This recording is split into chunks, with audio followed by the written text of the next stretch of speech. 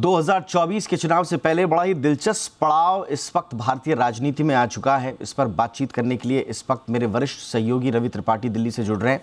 रवि, कांग्रेस कह तो रही है कि कानूनी और सियासी दोनों तरह से लड़ाई लड़ेंगे, एक बड़े जन आंदोलन का इसको रूप देने की कोशिश की जाएगी, लेकिन रूपरेखा क्या होगी? अब आगे क्या करने जा रही है कांग्रेस? क्या कुछ संकेत मिल पा रहे हैं?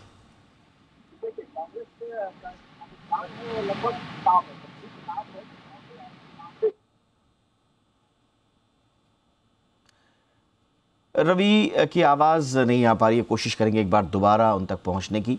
तो जैसा हम बता रहे हैं आपको, देखिए अब इस लड़ाई को कांग्रेस आगे ले जाना चाहती है और जो सोशल मीडिया पर कैंपेन चलाया जा रहा है डरो मत के नाम से, उस पर यही दिखाने की कोशिश की जा रही है कि ये जो सब कुछ कांग्रेस के साथ हो रहा है या विपक्षी दलों के साथ हो रहा है, इसको बाकायदा एक डर का रूप, एक सरकार की ओर से डराए जाने की कोशिश के रूप में इसे जनता के बीच में ले जाया जाएगा। और इसीलिए जो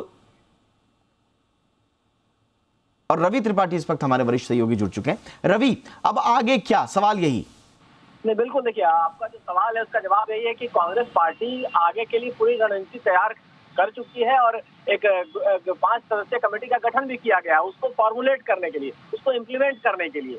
क्योंकि कांग्रेस पार्टी ये विक्टिम कार्ड खेलेगी कि ये सरकार जो है लोगों की आवाज को दबा रही है। ये सरकार जो हिटलर से तुलना की जा रही है मोदी सरकार की और मोदी की, इस लाइन पे काम करेगी। ये बताएगी करप्ट लोगों के साथ मोदी सरकार है, जैसे अडानी के साथ उनको जोड़ के ये मसला दिखाया जाएगा कि अडानी को बचाने के लिए मोदी सरकार राहुल गांधी को जबरदस्ती बदनाम कर रही है, उनको रोक रही है, उनको फंसा रही है। तो एक विक्टिम कार्ड खेलेगी, एक करप्शन का कार्ड भी खेलना चाहेगी कि कांग्रेस बीजेपी करप्ट पार्टी है, करप्ट लोगों का साथ देती है, बिजनेसमैन का साथ देती है। और इसी लाइन पर जिला लेवल से लेकर स्टेट लेवल से लेकर सेंट्रल लेवल पर अलग अलग कार्यक्रम कांग्रेस पार्टी चलाने वाली है। और एक बड़ी रैली की तैयारी भी थी। पहले 27 तारीख को रैली होनी थी दिल्ली में, चलो दिल्ली चलो के नाम से, लेकिन अब उसको एक्सटेंड किया गया। कहा जा रहा है कि क्योंकि कोर्ट का मैटर, अभी लीगल लड़ाई पहले लड़नी है, राहुल गांधी के चुनाव लड़ने को बचाना है।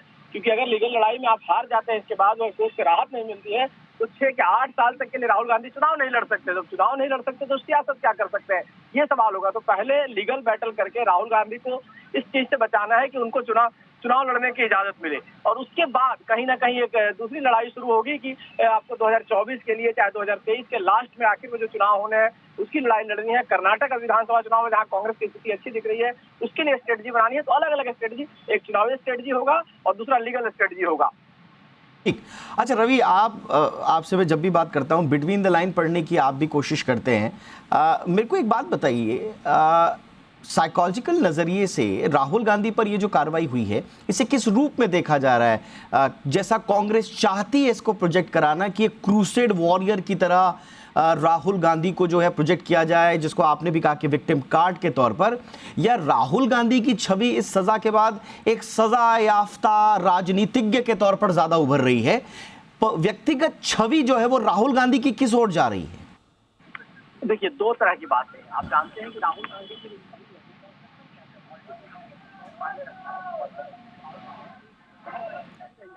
मुझे लगता है रवि के पास हमें दोबारा जाने की कोशिश करनी होगी।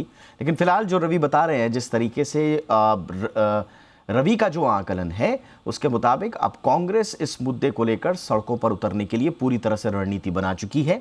और जो मैं समझ पाया हूं रवि की बात से, वो यही कि एक विक्टिम कार्ड के तौर पर इसे प्रोजेक्ट किया जाना चाहिए। लेकिन छवि का क्या, जो मैं रवि से पूछना चाह रहा था कि ये किस ओर राहुल गांधी की छवि जा रही है? राजनीतिक रूप से जो बीजेपी चाहती है वो तो उन्हें एक ऐसे एक राजनेता के तौर पर प्रोजेक्ट करना चाहेंगे कि जो मॉरली करप्ट है, जो अपशब्दों का इस्तेमाल करता है, जो सजा याफ्ता है अब तो बाकायदा कोर्ट की तरफ से, और संसद की सदस्यता जिसकी जा चुकी हो, यानी कि सबसे बड़ा दंड का भागी बन चुका हो वो संवैधानिक पर व्यवस्थाओं के तहत। तो एक इस तरह के राजनेता के तौर पर उन्हें प्रोजेक्ट करना चाहेगी।